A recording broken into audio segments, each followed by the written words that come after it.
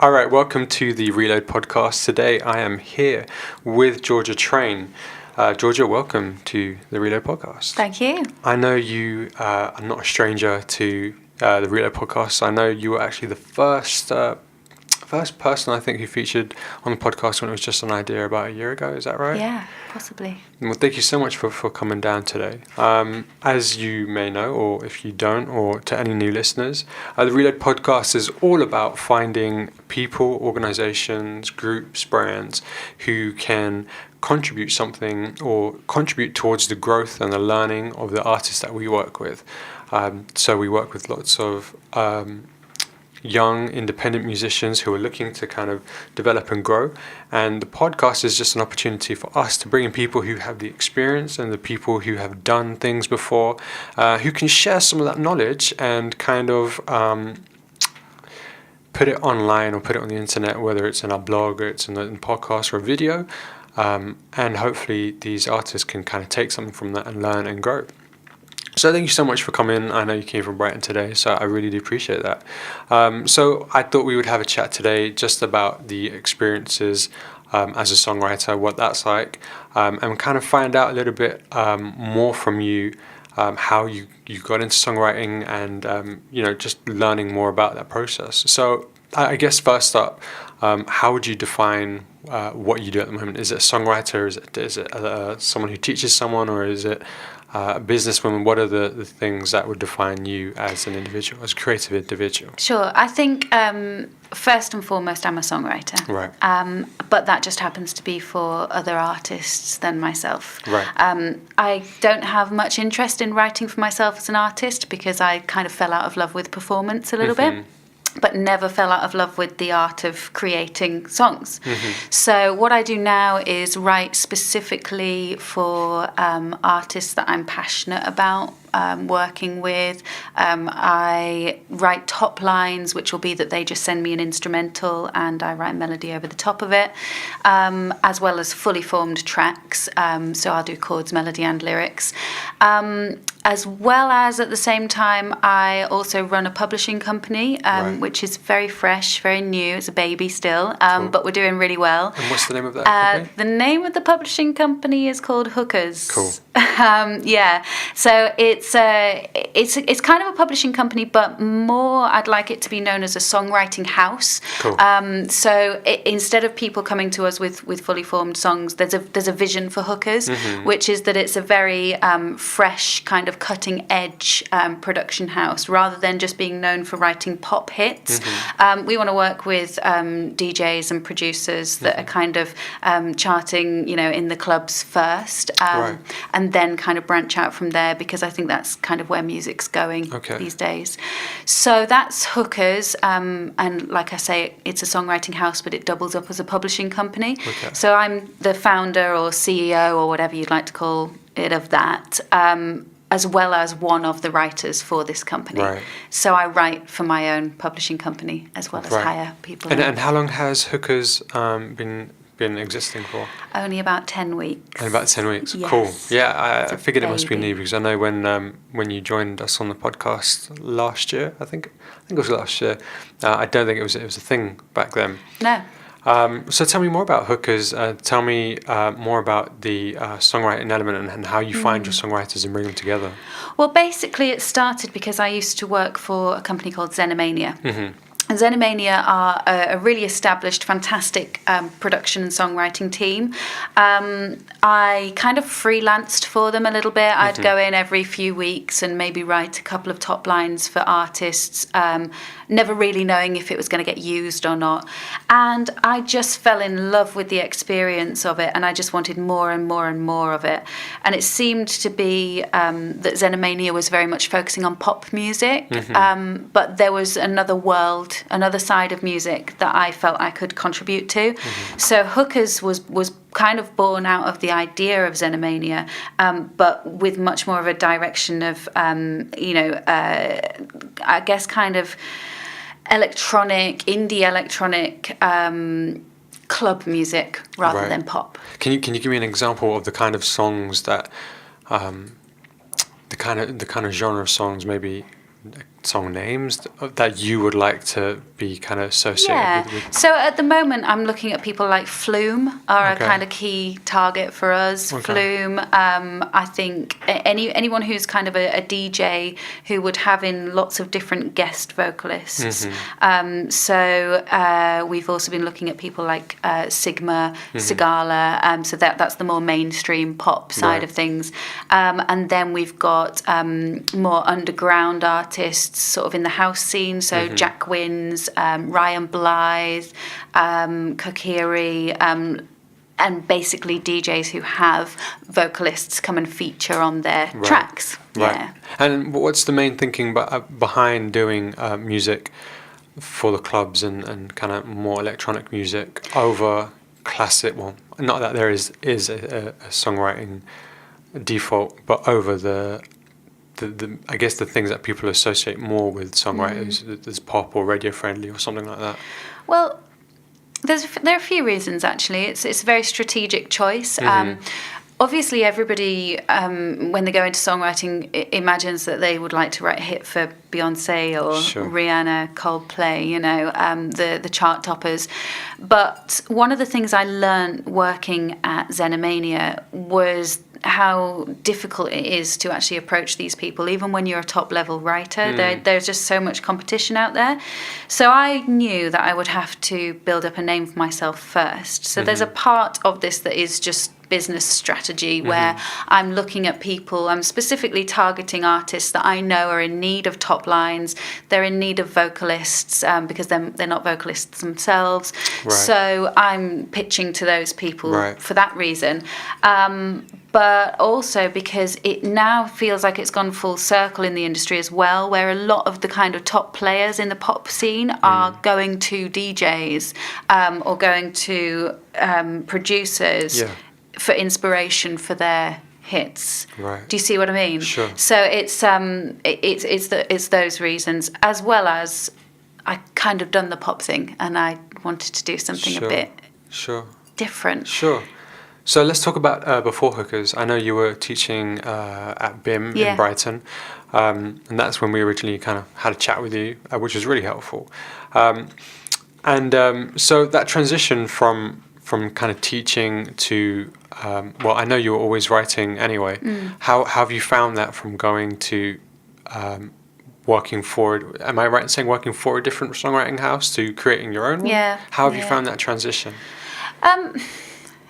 I think it's been a huge learning curve because, of course, I've had to deal with the administrative side of setting up a company. Sure. And things were much easier when I was working for Xenomania and somebody else was dealing with the contracts and the publishing of the songs. But I've learned so much in the past 10 weeks about contracts that actually it's allowed me, even if Hookers never kind of takes off, it's given me a good education in what to look out for in a contract. So it's been difficult setting it up and not always creative, which is the downside to doing this yourself. Sure. But on the flip side of that, now that everything is established, all I'm doing every day is writing, which was what I wanted to do. It's what I set out to do. So it's a bit of work at the beginning to set up all the non-creative stuff, and that allows you the more freedom to do the things that you want to do, right? Exactly. And not only that, but now that I'm my own boss, I'm picking and choosing the artists that I want to write for. So it definitely feels more creative in the long run because I feel more myself.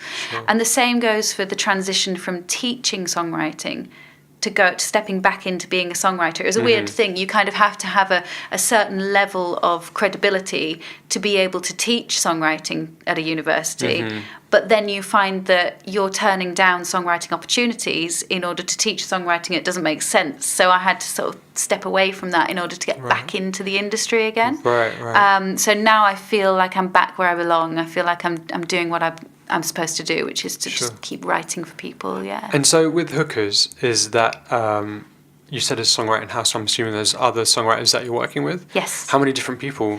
At the moment, we've only got 2. We're Cool. only 10 weeks old. So, Sure, no, I mean, yeah. sure, I understand. But here's the thing, there is no shortage of amazing songwriters that I know. It's going to be less of a kind of in-house team and more that a job will come in and I'll just know who the writers are that would work for that particular track, and I'll be able to bring those people in. Sure. So I've got a core team at the moment. There's myself, I've got Ali Andrews, who's working on writing and the administrative roles as well, and then I've got one producer called Josh, and then I've got some kind of people on the outskirts who are working on tracks that we may use, we may not use, Sure. but at certain times these are going to become useful to us. So, Sure. yeah. And so when you're putting together these teams for specific projects, what do you think makes a good songwriter? And I know we're talking about this from very much a business stance, because at the end of the day, you are bringing them in to create something, a product for a client, or something that you will sell or you will make money from. But when we're talking about positive qualities or characteristics from songwriters, something, these are maybe, it's something that could apply to someone that you're working with at your career, which, as a top songwriter, or even somebody who is a hobbyist or, just started out. What do you think, as a general rule, makes a good songwriter? What things make a good songwriter? Well, for me and hookers specifically, the first thing I think of is speed. Right, okay, that's really interesting. Yeah. I didn't expect you to say that.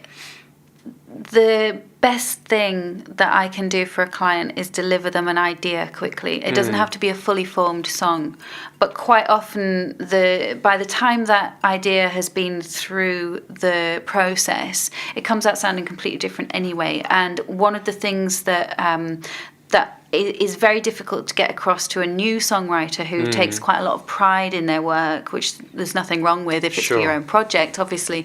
But when you're doing commercial writing, it's difficult to get around writers who are quite precious about their work and almost like their songs too much. A lot of what I do is it feels very throwaway, and a lot of the songs that I write are written within half an hour maximum, and that's to get the full thing out and recorded, and as soon as I possibly can, I send that to the client, because it's when you start getting the feedback and it becomes a collaborative process that you really start to understand what they want. And no matter how detailed their brief is, I always think until you actually hear some notes on top of that music, you don't really know whether your idea is going to work or not. So for me, it would be just speed, just being quite free and open to getting the initial idea out there, and not ashamed to go, it might be rubbish, but here, have a listen, let me know what you think, and letting people hear that raw, intuitive idea, and then having the skills, obviously, to back that up, so that when you do get feedback, going over it almost as though you've had a rough draft and now it's time to finalise it. Sure. So it's more of a refining process. Absolutely. Rather than, hey, I'm, super. This thing is really, really precious to me. Give me like 6 months and I'm going to make it for you. And then hey, it's more right. Let's have a dialogue. Let's have a conversation, and I will cater what I'm doing to your preference. That's right, because at the end of the day, I'm being hired, I'm being commissioned or briefed, and it is a business.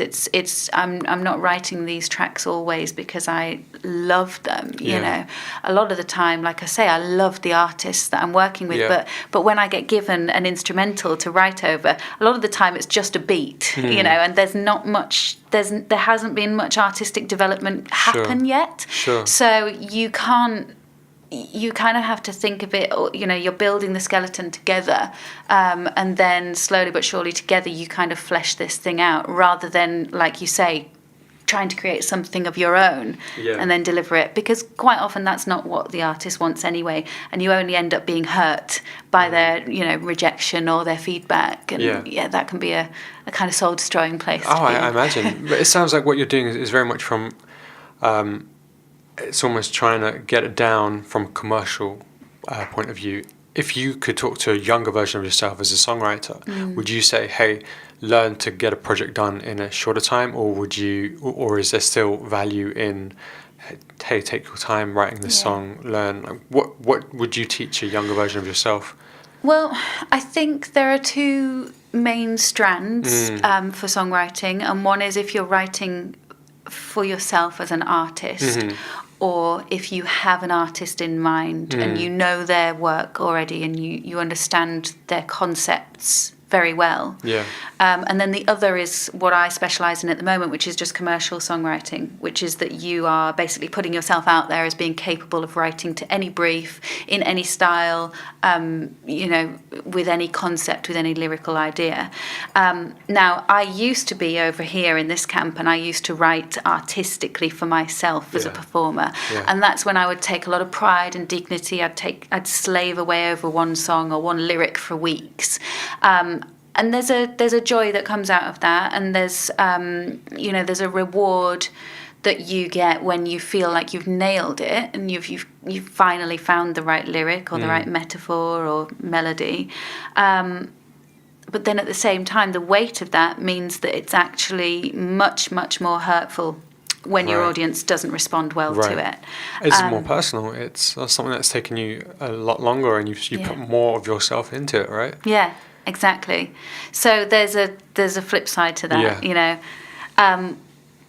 having done all of that for 10 years, it allowed me, I think, to build up a kind of formula for writing songs, but also I educated myself. I went to university and studied this and, did a master's in songwriting. And I understand it enough now I've got my little tricks and kind of, like I say, formulas almost.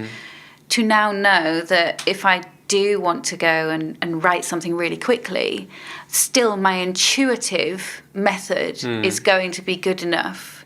I wouldn't say that doing this intuitive style of writing is perfect for people who are just starting out. You need to build your craft and kind of hone it. But after 10 years of doing that, I now know that I can go and just, something that I write in half an hour is going to be good enough for that skeleton that I was talking about to present to somebody and say, okay, now how do we make it perfect for you? Yeah. Not perfect for me anymore. Sure. It's a different product. Yeah. So what kind of what tips would you give to a younger songwriter, someone who is maybe not at the moment looking to write commercially, but more so for themselves as a singer-songwriter? Do you have any tips that you could give to someone like that? Yeah, I think the first thing would be don't ever be afraid to play the songs that you don't feel are very good to get some feedback. The majority of my most well-received songs are, a lot of them I would have dismissed very early on and thought that there was no point playing them live or recording them, but they've ended up being the best ones in other people's opinions. So I think that's quite a common thing for songwriters to feel, is that sometimes what they feel their worst song is actually one of their best songs to others. Other tips would be don't be afraid to collaborate. And why is that important to collaborate? I think it's as important to write in solidarity as it is to collaborate. I think it's 50-50 split, really. I think in when you're in solitude, you can really tap into your sort of most inner thoughts and feelings without shame and embarrassment. But at the same time, I also think that can be a problem. Sometimes we can be too self-indulgent, and you don't realise whether what you're saying is actually relevant to your audience anymore. Right. So I think sometimes co-writing, collaborating, just allows you to question whether you've gone too much inside yourself. So I would say collaboration. And then, playing what you consider your bad songs to people. And other things would just be sort of to write every day. Get yourself into a disciplined routine. Even if it's just that you sit yourself down at the piano for half an hour or the guitar for half an hour, and you just put a timer on and you're not allowed to leave that chair for half an hour. It doesn't matter if you come up with anything, but 9 times out of 10 you will, even if it's just a little idea. And then those ideas eventually can become something. But then on that note as well, don't ever be afraid to throw those ideas away. Sure. Don't hold on to them. Yeah.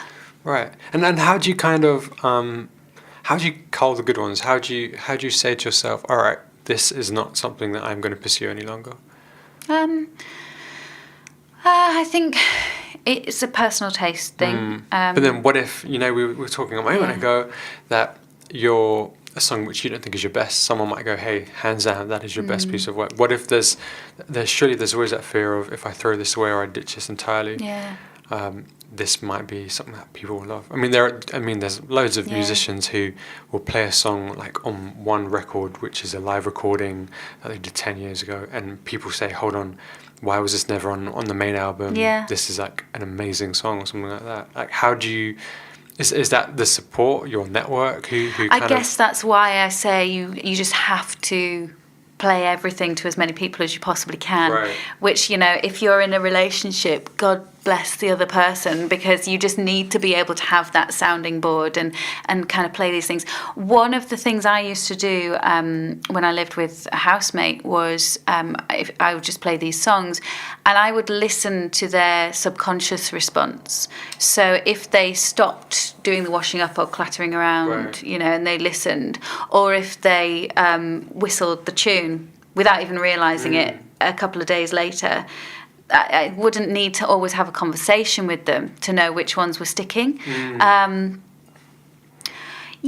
think just really being able to understand that feedback isn't always verbal, and that sometimes somebody can give you an indication that a song's not very good simply by ignoring it as well. Sure. And just knowing, that there are certain responses you're looking for. Sure. In the Is sounding that, board. as a songwriter, is that a hard thing to... I don't know anything about songwriting, but I'm guessing that there are some times where you put a lot of yourself into a piece of music or a lot of emotion. Is that a hard thing to put on the line or to share, with a friend? Hey, let me play this song. It's just about a relationship that was 3 years and it ended. Is that a hard thing to do? Yeah, it is. It is, and I think it's part of the arts, isn't it? Right. It's expression, but it can be. It can be very difficult, not just at the time when it's raw, but also maybe, 10 years later when you've got an audience that then connects with that song, but maybe you don't anymore. So just to flip it on its head, it can be quite...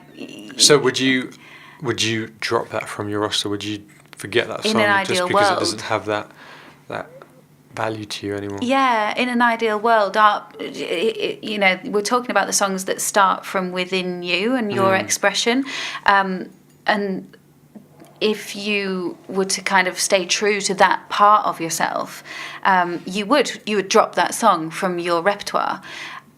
But then fans become involved and you start to understand that you've got a duty to play that because other people are still connecting with it. Yeah. So there's that side of being an artist, which is that it almost becomes your job to allow people into that space again and again and again, even if you don't want to. That must be really emotionally draining. Hence why I don't perform anymore. Right.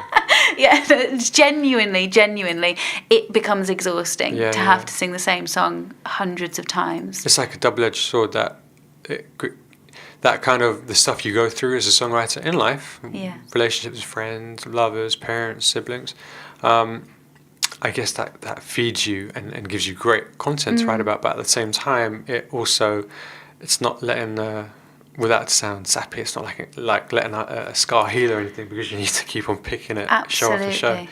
And I guess that's the kind of approach for a singer-songwriter. But commercially, we were discussing a moment ago, it's very quick, get it out. Is there a lot of you in the stuff that you write commercially?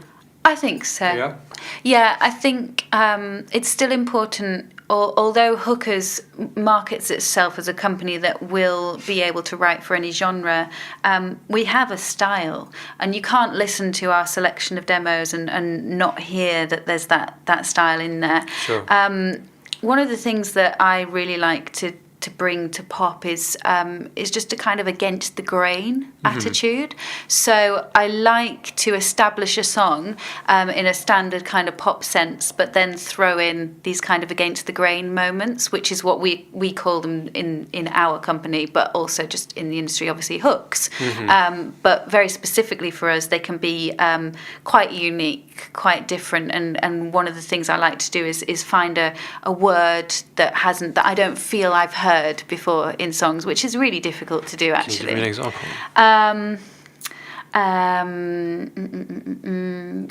Yes, so just taking quite conversational things I find works, but quite often conversational things will have we don't realise the amount of imagery that's going on there because they're used so much. So for example, one of the most recent tracks is just called Worried Sick, which I just thought was I just heard somebody say it and just thought, that's actually a really interesting expression. And just certain things like that if you can kind of latch onto them in conversation, you can then turn them on their head in songs. Sure. Another a similar one to that is just a song recently called Clever, which was just about somebody being a manipulator. You know, we've got one called Good Persuader, one called Hook, Line, Sinker. So they're all just very, very, very simple words. Sure. But quite often there's an imagery that goes with it, or it's a suggestive kind of thing that you can put a spin on. Sure. You know. Sure. Yeah. I wanted to, so a moment ago you mentioned tips for younger you or a younger songwriter or whatever.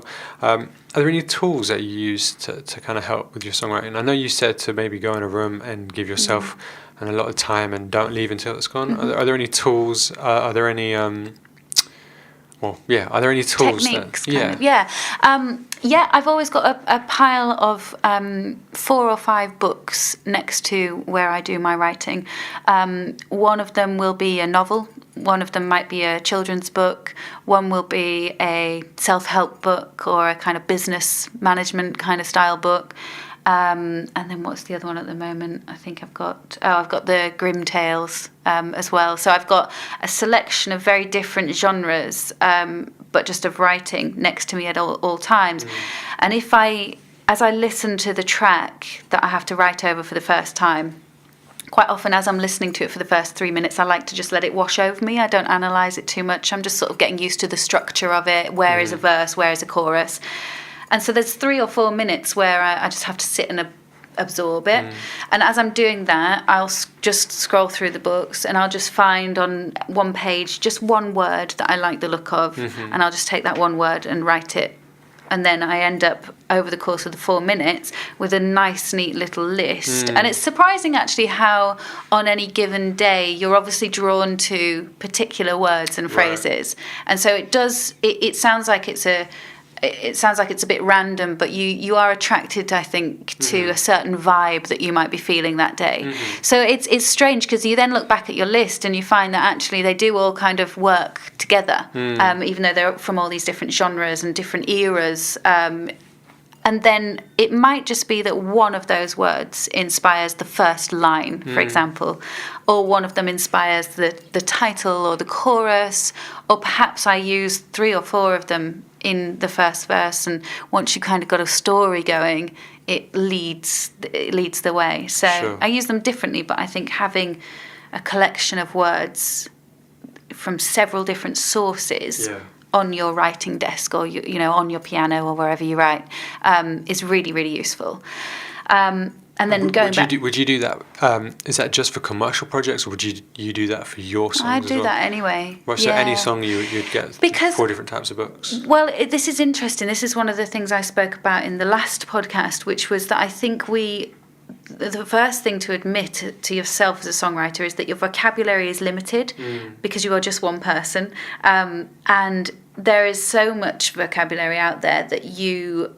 And not because you're not intellectual, but it might be just because you've stayed within a certain circle of friends for the last 6 months, and you all use the same phrases, and I can sit on a bus and listen to different people and just hearing the different influences of their little circle, their little community, and the way that they'll say a phrase that I understand what it means, but so here is an example. I always say, for example, whereas I love the phrase, for instance.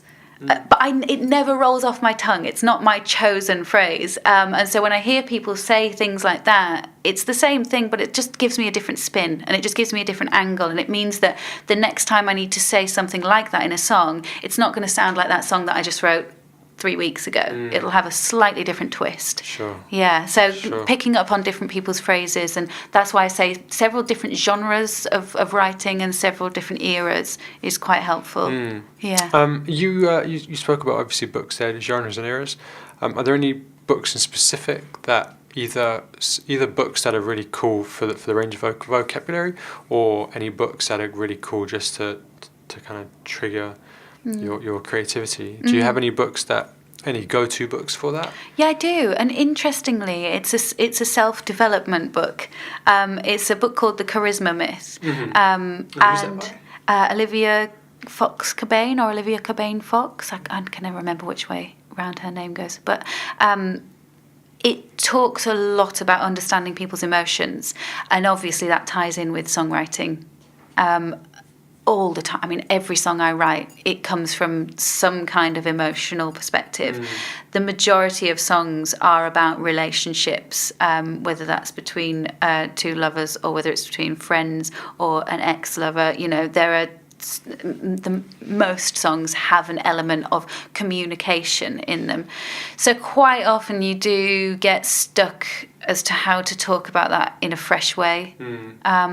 So for some reason, I find that book very useful. I always, whenever I open that, there's always a word that I think of in there and think, yeah, it's sort of starts. As a non songwriter, it's really interesting to hear these things, because I think a lot of people who don't write songs just assume that songwriters will sit at a piano or a guitar and pull it out of thin air, and I know there's a lot of work that goes into it, but it's really interesting to hear the different techniques and the different approaches and the different ways of kind of having the understanding, almost like when you're painting, that some people will look at a piece of artwork, you know, contemporary, and they say, well, I don't understand that, but then if you start thinking about the understanding that it took the artist to get to there, then you have a whole new appreciation for that piece of work.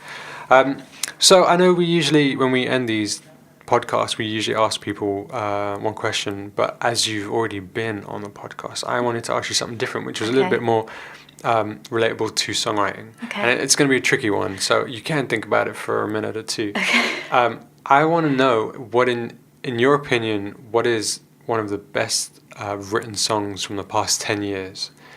And this doesn't have to, don't feel this is a time for you to be like, okay, cool, I'm going to find something really cool. But it can be a pop song, it could be an underground song, it could be a theatre song. I just would love to know what you think is a stellar song, a stellar example of really, really good songwriting within the past 10 years. There are a few that spring to mind from a few different genres. You can give me a couple if you like. Okay, so I mentioned that I'm really into Flume at the moment, but obviously Flume is a producer, but the craft of that production, I think, is as valuable as the craft of writing melody or song. So I think, just to highlight the production skills that guy has, and how unique that is. And with that, I'd probably have to go with one of Flume's songs as being my personal favourite of 2016 or 2015. I don't know which one though. They're all good. Just buy the album. More classic songs.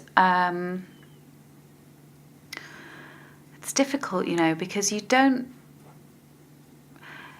really hear about them now unless you're following an artist already. I can imagine the songs that are really well written aren't always the ones that are going to be played on a radio, or they're going to be kind of made available to everybody, to casual listeners. Yeah. Anything that you've heard in the past years that made you think, oh man, I wish I had a hand in writing that? Melodically, I'd say it's obvious, but Chandelier by Sia was great. It was amazing when that came out. She's a phenomenal writer, and I think one of my favourite songs of hers was Rihanna Diamonds. I just think that was just such a good pop song. Other good pop song, anything Bruno Mars has released. Right. Great pop music. And with that, there's another writer, Ryan Tedder, from is it One Republic? Yeah. I know him more as a songwriter rather than his band, but I know his involvement in quite a few of the songs that I go, oh, I love that, and then I look it up and it's him. MNEK is also a great writer. Sorry, I'm going off on one now. No, it's fine. I don't think MNEK gets enough credit for what he does. I remember a few years ago listening to a bunch of his stuff, and I was like, oh, this guy's wicked. Yeah. And he was in his teens at that stage, and he still had a hand in a lot of kind of big UK. Yeah. I think, and a couple of international ones too. Yeah. So he's an awesome songwriter. But I mean that they are there. It's just like you said, a lot of the good ones. It's not a lot of the really well written songs. I can imagine aren't the ones that you're going to hear when you turn on the radio straight away. No. And it depends what you mean by good song as well, because obviously I'm coming at it from quite a commercial standpoint, and I'm thinking what, in my mind right now. Sure. I mean, there is no wrong or right. It's just something that you, in whatever capacity, ever crossed your mind to be like, oh man, that's a great song. I wish I was part of that. Yeah. Like I said, there is no right or wrong. But no, I mean, all those songs. It's similar to when we ask people what makes a great musician. It's opinion based. Yeah. So listen, where can we find more information about Hookers? It's hookerssongs.com. Yeah, definitely not hookers.com. No, I did try and buy that one. Really? Yeah, and you can have a listen to some of our catalogue. Cool. Any questions about songwriting or publishing, feel free to contact me through that website, or maybe through georgiatrain.co.uk if it's a more personal question about kind of, songwriting tuition or vocal coaching, things like that. Yeah. Georgia, thank you so much for coming down to the Reload podcast. It was a pleasure talking with you. Thanks again. It was great being here. Thank you.